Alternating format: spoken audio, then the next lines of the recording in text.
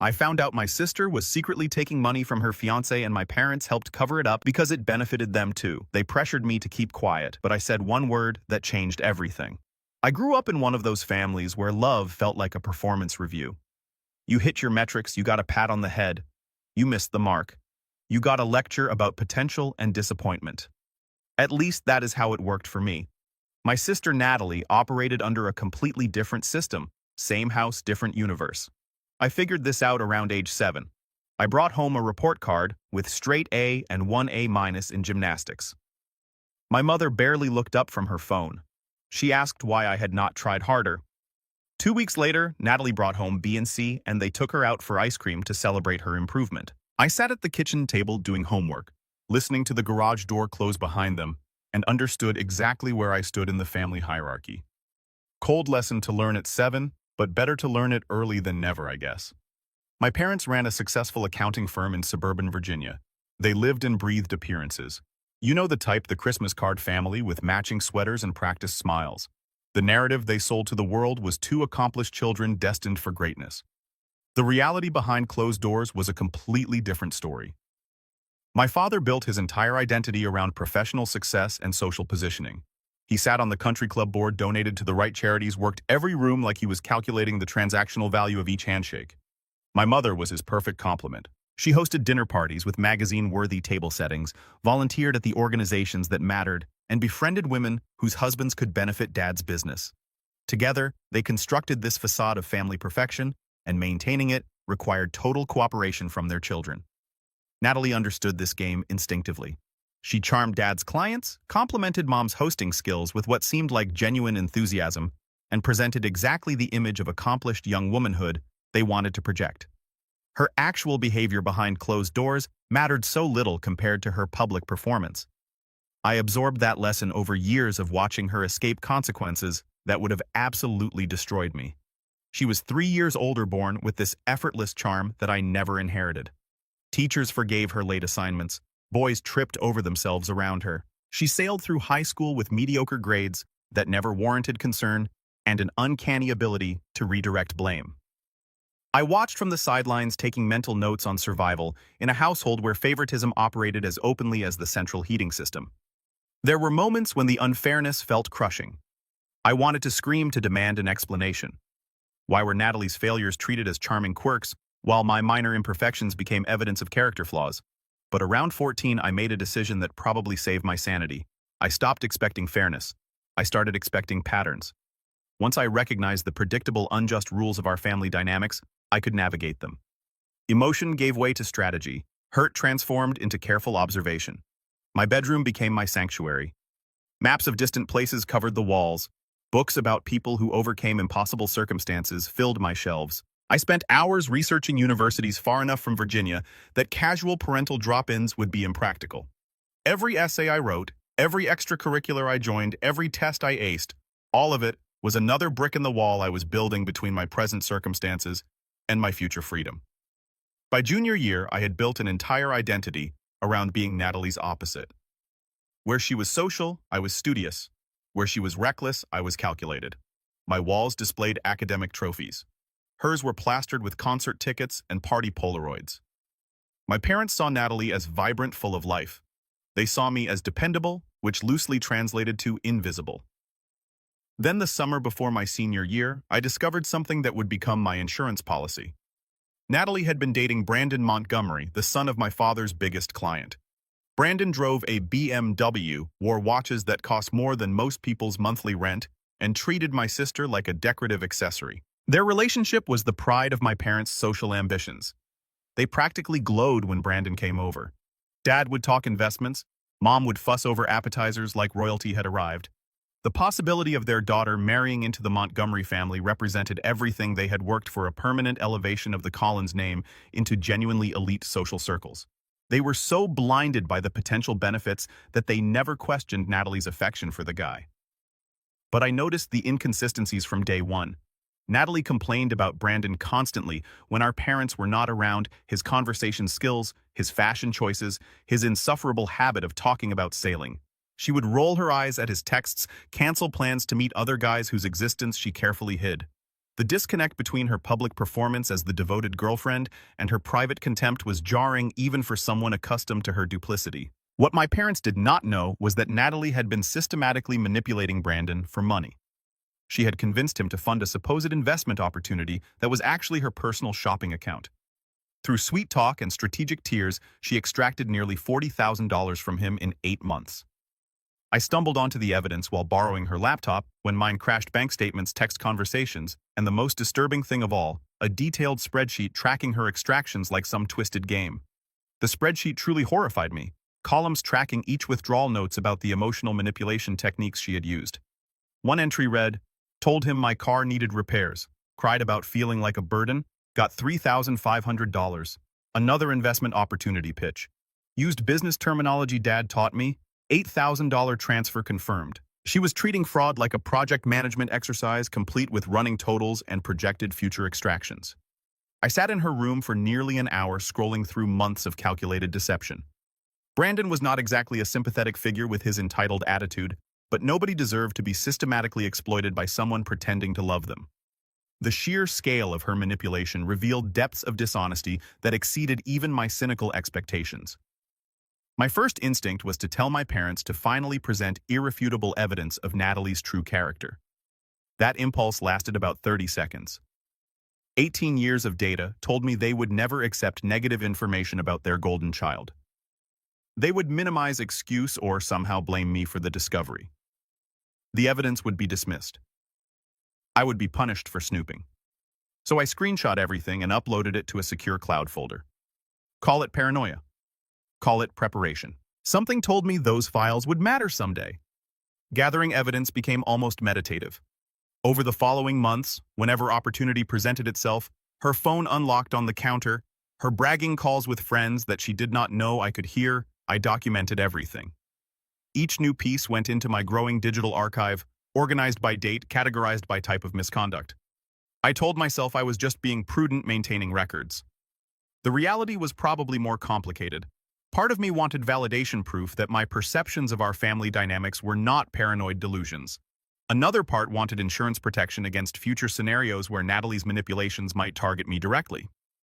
And yeah, a small part of me just wanted ammunition weapons I could deploy if circumstances ever demanded self-defense. Senior year unfolded with the predictable rhythm of college applications and family dinners where my accomplishments were acknowledged with brief nods while Natalie's latest drama commanded the spotlight.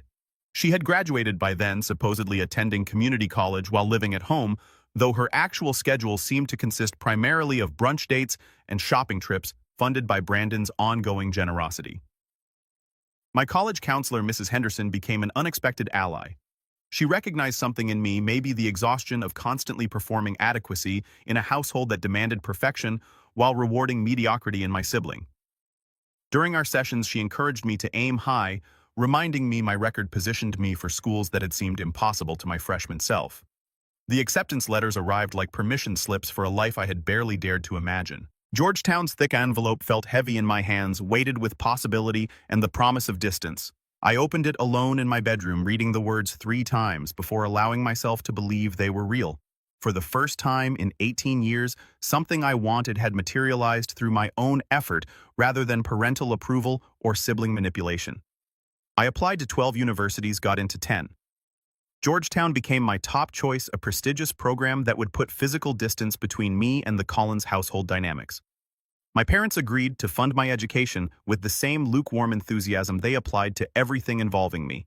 It was an investment in the family reputation, not an expression of parental pride. The tuition conversation still replays in my memory with perfect clarity. My father behind his desk reviewing the financial aid package, calculating our family's contribution like a business acquisition, evaluating return on investment. My mother suggested a state school, something closer where they could keep an eye on me. The implication that I needed supervision while Natalie had been trusted independently was not lost on me. I pushed back gently, citing Georgetown's rankings, framing my ambitions in the language of reputation enhancement they understood.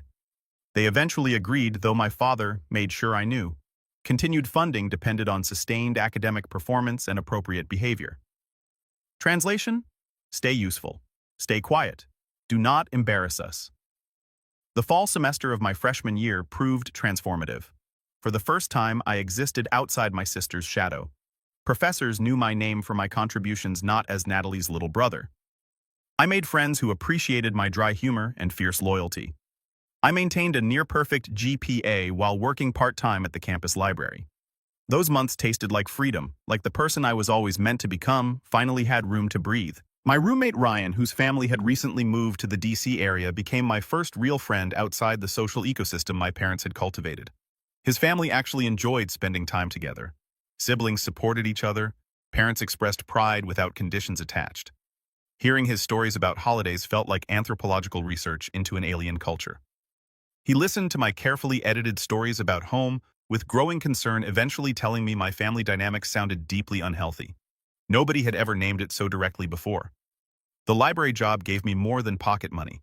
It gave me structure competence outside academics and a community of student workers who looked out for each other. My supervisor Tom taught me about financial independence in ways my accounting executive father never had: credit-building emergency funds, the importance of maintaining resources nobody else could control. Those lessons would prove invaluable sooner than I expected. Thanksgiving break shattered the illusion that distance could protect me from family dysfunction. I returned home to discover Natalie was engaged to Brandon. My mother had already begun planning an elaborate summer wedding. The household buzzed with excitement that physically pushed me to the periphery of every conversation. The engagement ring was obscene, a diamond so large it looked theatrical. Natalie displayed it at every opportunity, angling her hand to catch the light, resting it conspicuously on surfaces where guests could not miss it. Brandon beamed with proprietary satisfaction. The whole performance made my stomach turn knowing what I knew. Wedding planning consumed every conversation. My mother treated the event like her personal coronation. Venue scouting, catering, tastings, dress shopping dominated every discussion. My father talked about the guest list in terms of networking opportunities, calculating which clients and contacts deserved invitations to what he clearly viewed as a professional showcase. Nobody asked about my semester, my classes, my friends, my adjustment to college life. I sat through 3 days of wedding discussion, offering opinions only when directly solicited, otherwise just observing the machinery of family dysfunction operating at peak efficiency. During the holiday dinner, Natalie announced she wanted me to be in the wedding party. The request came wrapped in performative sibling affection, complete with tears and declarations about our bond. My parents beamed. I agreed because refusing would have caused the kind of scene that would follow me back to campus in the form of disappointed phone calls and guilt-laden care packages. The real purpose behind the invitation revealed itself over the following weeks. Natalie started calling constantly, assigning tasks that had nothing to do with wedding planning and everything to do with maintaining her elaborate deception. She wanted me to cover for her when she missed bridal appointments to meet other guys. She expected me to help manage the narrative around her finances when Brandon's family started asking questions about the investment returns she had promised. The calls came at all hours, interrupting study sessions and library shifts with increasingly desperate demands. She needed me to confirm her alibi for a Saturday when she told Brandon she was visiting Grandma. She wanted me to memorize details about a fabricated investment scheme for Brandon's dad at the holiday party. She needed help convincing our parents that certain credit card charges were wedding-related rather than personal shopping sprees. Each request pushed me further into complicity. Refusing felt impossible given family dynamics that had conditioned me to accommodate. This was not just observing her deception anymore. I was actively participating. The stress started affecting everything: my sleep, my appetite, my ability to concentrate. Ryan noticed. He confronted me one evening in our dorm room, demanding to know what was happening with my family. Why did I shrink every time my phone rang? What burden was I carrying that was eating me alive? I told him everything: the years of favoritism, Natalie's manipulation scheme, her current demands for my complicity. Speaking the truth aloud to someone who actually believed me felt like releasing pressure from a valve that had been sealed for 18 years. I played along with Natalie's requests, but I documented everything. More screenshots joined my cloud folder, recorded phone calls where she explicitly asked me to lie, text messages outlining her schemes with shocking clarity. The folder grew thick with evidence, while my patience grew dangerously thin. Ryan helped me think through contingency plans during long, late-night conversations. He researched transfer options and financial aid alternatives, while I focused on coursework. His family's stability had given him practical knowledge about navigating institutional systems that my privileged but dysfunctional upbringing never provided. Together, we mapped out scenarios and prepared for possibilities I hoped would never materialize. The Georgetown Alternative Program emerged from one of those research sessions, a modified track for students facing unexpected financial challenges, reduced tuition, flexible scheduling, same degree. I applied quietly, telling no one. It was insurance, not a plan. The acceptance arrived in early December, another secret filed away for potential future use. Christmas Eve arrived with the manufactured cheer my mother excelled at creating. The house smelled like cinnamon and pine. Lights twinkled, appetizers awaited guests for our annual holiday party. I had been home 3 days counting the hours until I could escape back to campus, back to the life I was building without them. The party represented everything my parents valued: appearance over substance, performance over authenticity, social positioning over genuine connection. Guests arrived in expensive cars wearing designer labels, carrying hostess gifts that screamed wealth. My mother circulated with practiced grace. My father worked the room with professional intensity. Natalie displayed her ring to anyone who showed interest. I stationed myself near the refreshments, nursing sparkling cider, making small talk with relatives I barely recognized. My cousin Kevin found me there. He commented that I seemed more confident, more settled. The observation touched something tender, a reminder that personal growth was visible to people who cared enough to notice. Brandon's family arrived fashionably late, making an entrance that drew the entire room's attention. His mother, Victoria, wore a statement necklace that probably cost more than my semester's textbooks. His father, Charles, radiated that particular smugness of inherited wealth, immediately engaging my dad in conversation about market trends. Brandon gravitated toward Natalie with the proprietary air of someone showing off a recent acquisition. Then the trouble started. It began innocently enough. Victoria Montgomery cornered me near the punch bowl. She started asking pointed questions about Natalie. She had noticed inconsistencies in the investment story, unexplained purchases on credit card statements Brandon thought were private, a pattern of behavior that did not align with the sweet girl her son had presented. Her questions were surgical precise, the inquiries of someone who had built a successful career detecting financial irregularities. She mentioned she had worked in forensic accounting before retiring. That detail sent ice through my veins. This woman possessed the skills to unravel Natalie's schemes independently. She was not asking me for information. She was testing whether I would confirm suspicions she had already formed. The moment stretched as I calculated my options. Deflecting might work short-term, but could raise more suspicions. Lying directly felt impossible under Victoria's penetrating gaze. Telling the truth would detonate a bomb that would reshape my family dynamics permanently. A year and a half of accumulated frustration, 18 years of suppressed resentment, months of being forced into complicity, all of it pressed against my teeth, demanding release. I should have deflected. Every survival instinct I developed screamed at me to smile, redirect, protect the family narrative at all costs. Instead, something in me just broke. I told Victoria her instincts were correct. I did not provide specifics, did not offer evidence, just a confirmation. The woman her son planned to marry was not who she appeared to be. Then I excused myself and walked away, heart pounding with the terrifying thrill of honesty. The fallout was immediate and catastrophic. Victoria pulled Brandon aside. Brandon confronted Natalie. Natalie dissolved into theatrical tears and pointed her manicured finger directly at me. Within an hour, the Christmas Eve party had cleared out. I stood in my father's study facing a tribunal of parental fury. My mother's face was blotchy red, a physical manifestation of the embarrassment she considered worse than any actual wrongdoing. My father stood behind his desk like a judge preparing to deliver a sentence he had already decided. Natalie occupied the leather armchair usually reserved for important clients, dabbing at dry eyes with a tissue she did not need. The accusations came fast and sharp. I was jealous of my sister's happiness. I was sabotaging her future because I could not stand to see her succeed. I had always been difficult, always resentful, always looking to tear down the family rather than build it up. My father declared I had embarrassed him in front of his most important client, potentially damaging a business relationship that had taken years to cultivate. I tried to defend myself, explained Natalie's actual behavior, the money she had stolen, the lies, the evidence I had gathered. My words bounced off walls of parental denial like they were made of concrete. Natalie cried harder. My mother accused me of fabricating stories to deflect from my own cruelty. The patterns held. They always held. The verdict came just before midnight. My father announced my tuition payments would be suspended immediately until I provided a full, sincere apology to Natalie, to Brandon, and to both sets of parents for my appalling behavior. Furthermore, I would spend the remainder of winter break writing letters of apology to everyone who had witnessed my disgraceful accusations at the party. Only after completing these requirements to their satisfaction would they consider continuing to fund my education. The threat landed with the impact he intended: a financial guillotine suspended above my future. Without their tuition payments, I would have to withdraw from Georgetown, abandon the life I was building, return to this household in defeat. My father's expression suggested he believed he had checkmated me, that no 18-year-old could possibly have prepared for this contingency. Natalie watched from her chair with barely concealed triumph. She had played the victim perfectly, crying on cue, denying everything with practiced conviction, redirecting parental anger toward me with the skill of a lifelong manipulator. This was her arena, the family dynamic she had mastered while I was still learning to walk. She expected me to crumble, to apologize, to resume my assigned role as the lesser child, grateful for whatever scraps of approval might fall my way. My mother stood slightly behind my father, her expression harder to read.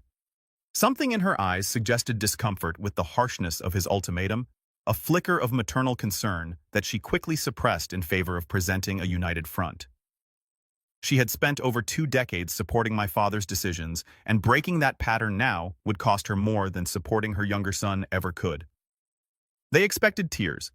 They anticipated bargaining, pleading the desperate scrambling of a dependent child faced with the loss of everything he had worked toward. What they got instead was a single word delivered with complete calm. Fine. I turned and walked out of the study, up the stairs into my childhood bedroom. Behind me, I could hear my mother asking my father if they had been too harsh, if perhaps they should reconsider. My father's response was confident and dismissive. He will come around by morning.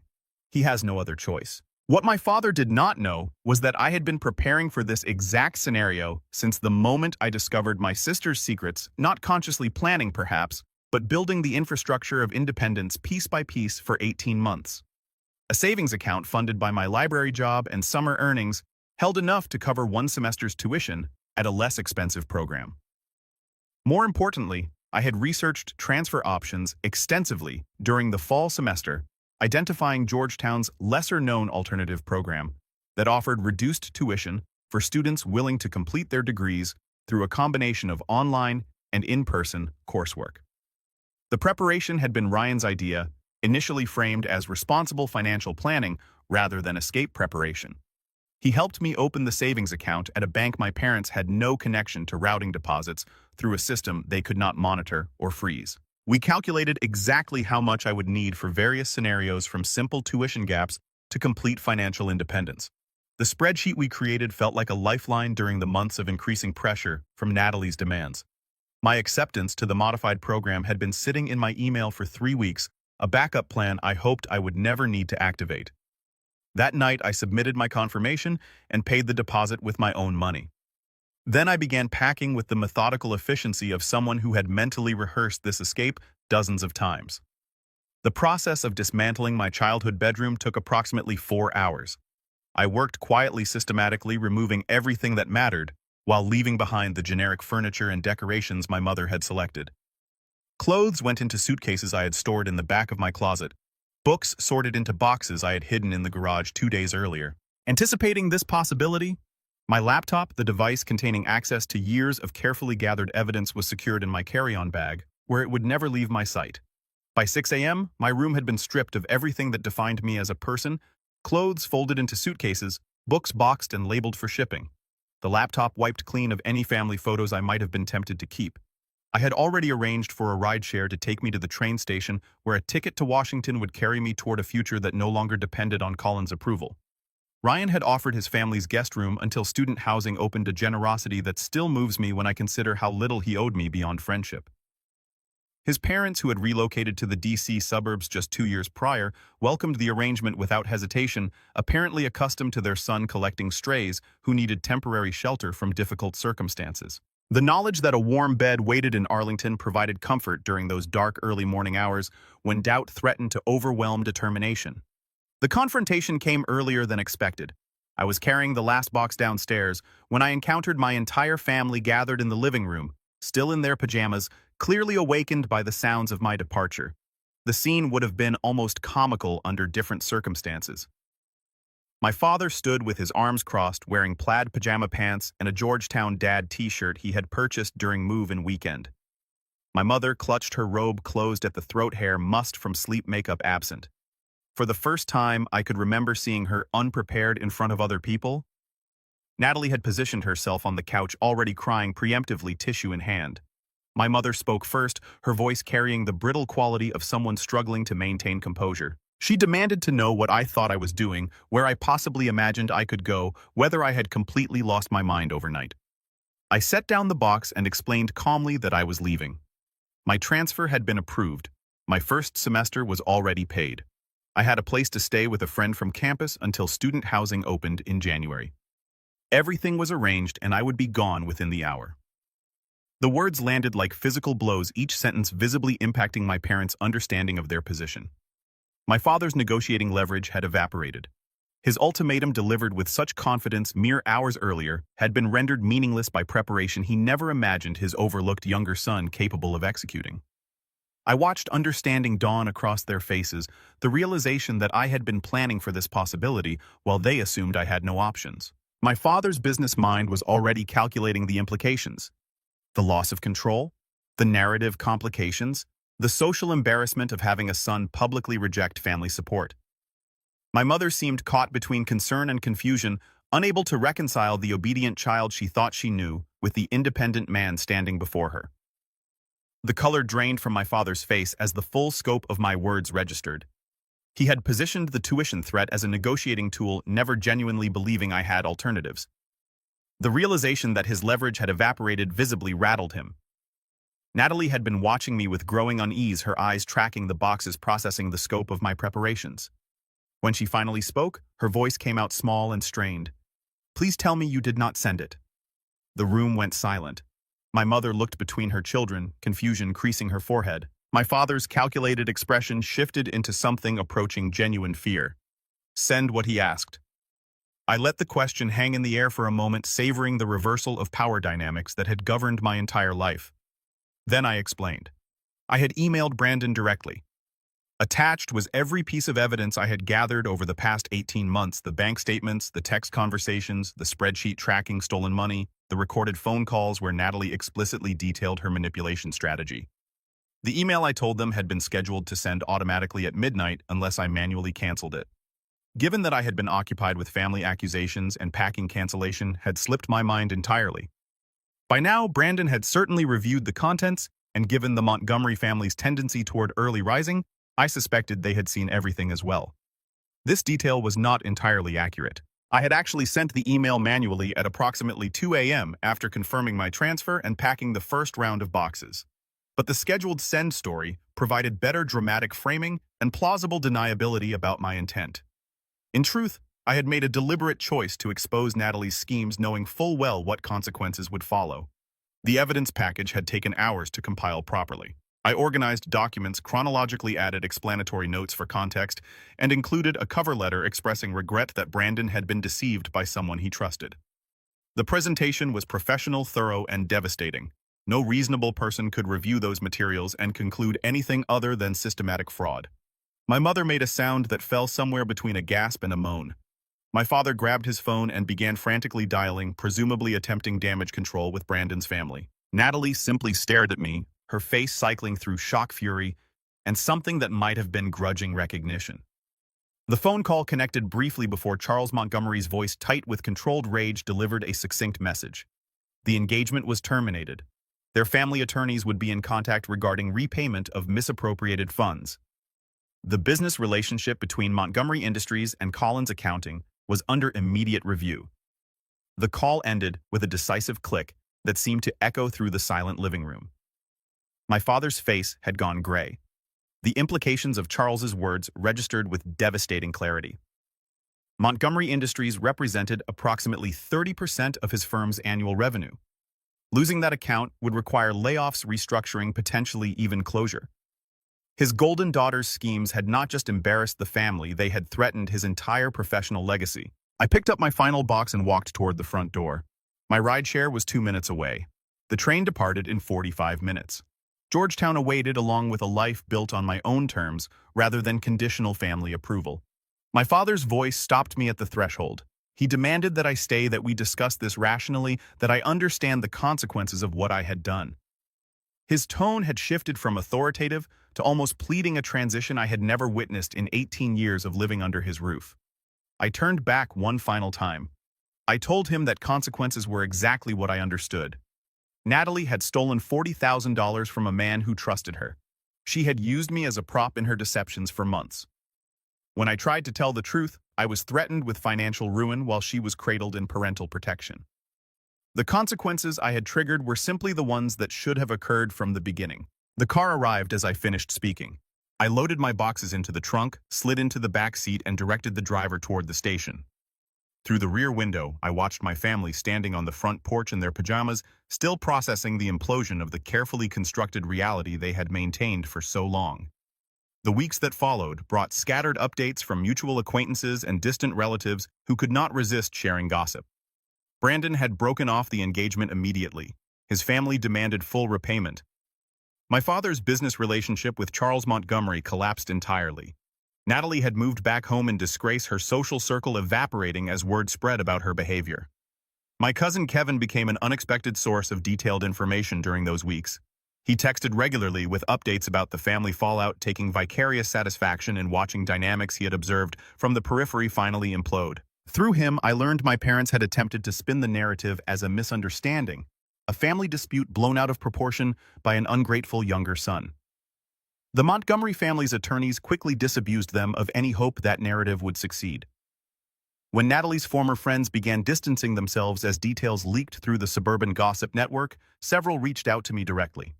They admitted they had suspected her of various deceptions over the years and expressed relief that someone had finally held her accountable. The messages were validating, but also sad confirmation that her manipulative patterns had been visible to observant outsiders, while my parents remained willfully blind. My parents attempted contact several times during January. Phone calls went to voicemail. Emails remained unread. A letter arrived at my campus address, which I returned unopened. I had no interest in reconciliation on terms that would require me to apologize for telling the truth. By February, I had established a new rhythm. Classes demanded my focus. Friends provided genuine support. The modified program actually suited my learning style better than the traditional track, allowing me to work more hours while still progressing toward my degree. Financial independence tasted like cheap coffee and ramen noodles, but also like dignity and self-respect. Ryan's family hosted me for 3 weeks in Arlington, before housing opened, treating me with warmth that felt almost overwhelming. His mother made enormous breakfasts and asked genuine questions about my classes and interests. His father offered advice about financial planning with none of the transactional undertones that characterized my own father's guidance. Watching their family interact provided a template for what healthy dynamics could look like, information I filed away for future reference. Returning to campus felt like coming home in a way my parents' house never had. My tiny dorm room became a sanctuary where I could finally exhale. The first night back, I sat on my bed and processed everything for nearly an hour. The weight I had been carrying for years finally starting to lift. My uncle Frank, my father's brother who had always existed somewhat outside the family dynamics, reached out in early March. He had heard the entire story from multiple perspectives and wanted me to know he supported my decision. More practically, he offered to co-sign a private student loan that would ease my financial pressure without strings attached to parental expectations. I accepted gratefully. Spring semester ended with honors. Summer brought an internship at a small consulting firm where my work ethic and analytical skills earned genuine praise rather than grudging acknowledgement. I rented a tiny studio apartment in a neighborhood that required 3 locks on the door, but allowed me to walk to work without relying on anyone else's generosity. The consulting internship opened doors I had not known existed. My supervisor, a guy named Robert, who had built his career despite his own family complications, recognized something familiar in my determination. He became a mentor in ways that extended far beyond professional development, teaching me how to navigate corporate dynamics, how to advocate for myself effectively, how to build a reputation based on competence rather than connection. By the end of summer, he had offered me a part-time position during the school year that would cover most of my remaining expenses.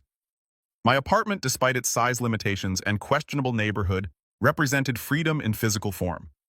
I decorated with thrift store finds and plants that somehow survived my irregular watering schedule. Ryan visited during a weekend trip from campus, pronouncing the space tiny but perfect and helping me assemble a bookshelf that had defeated my solo efforts. The satisfaction of paying rent with money I had earned myself never grew old. The first anniversary of my Christmas Eve departure came and went. I celebrated by signing a lease on a slightly better apartment, one that only needed 2 locks instead of 3.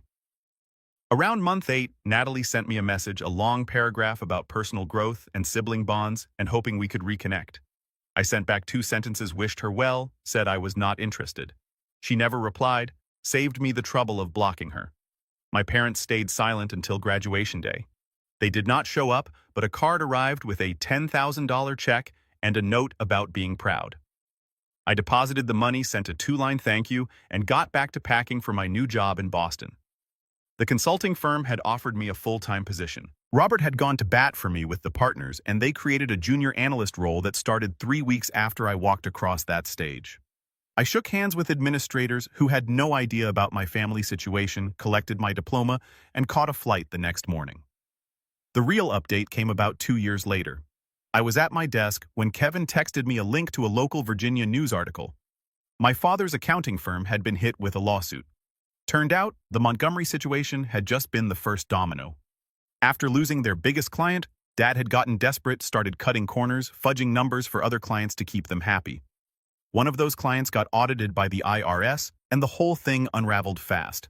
The article mentioned potential criminal charges, license revocation, the works. I read it twice, then closed the browser and went back to my spreadsheet. Not my circus anymore. Kevin kept me updated over the following months. Dad avoided prison but lost his CPA license permanently. The firm dissolved. My parents had to sell the house, the big one with the 3-car garage and the professionally landscaped yard that had hosted all those Christmas parties. They moved into a condo. My mother started working part-time at a retail store. My father, the man who had lectured me about ROI and professional reputation. My entire childhood was now doing freelance bookkeeping for small businesses who did not know his history. Natalie, meanwhile, had been forced to get an actual job when the family money dried up. She worked at a real estate office doing admin work. No more brunch dates, no more shopping sprees. Kevin said she had gained weight and stopped posting on social media entirely. The Montgomery family got their $40,000 back plus interest. Their attorneys had made sure of that before the firm collapsed. I ran into Brandon Montgomery exactly once about 3 years after everything went down, a conference in Chicago. I was there representing my firm. He was there with his father's company. He recognized me across the hotel lobby, walked over. I braced for awkwardness. Instead, he shook my hand and thanked me. Said that email had been the wake-up call he needed. He had been so blinded by Natalie's act that he never saw the patterns. After the breakup, he had done some serious self-reflection about why he had been such an easy target. He was engaged now to a woman he had met through work, someone his mother actually approved of, he said with a slight smile. I told him I was glad things worked out. We exchanged business cards and went our separate ways. I doubt we will ever use them, but the interaction felt like a final closing of that chapter. The last time I saw my family was at my grandmother's funeral 3 years ago now. I flew in for the service, kept to myself, sat in the back row. My parents were up front with Natalie. They looked older, smaller. My father had developed a stoop I did not remember. After the burial, Natalie caught me in the parking lot, asked if we could talk. I gave her 5 minutes. She told me losing everything had forced her to actually look at herself. She had a steady job now, a small apartment, a rescue dog. Nothing fancy, but it was hers. She was not asking for money or favors. She just wanted me to know she understood now why I did what I did. I told her I appreciated her saying that. Then I got in my rental car and drove to the airport. She texted me on my birthday that year. I sent back a thumbs-up emoji. That is about the extent of our relationship now, and I am fine with that. My parents send Christmas cards. I send them back. We have had exactly 2 phone calls in 5 years, both under 3 minutes, both painfully awkward. They have never apologized. I have never asked them to.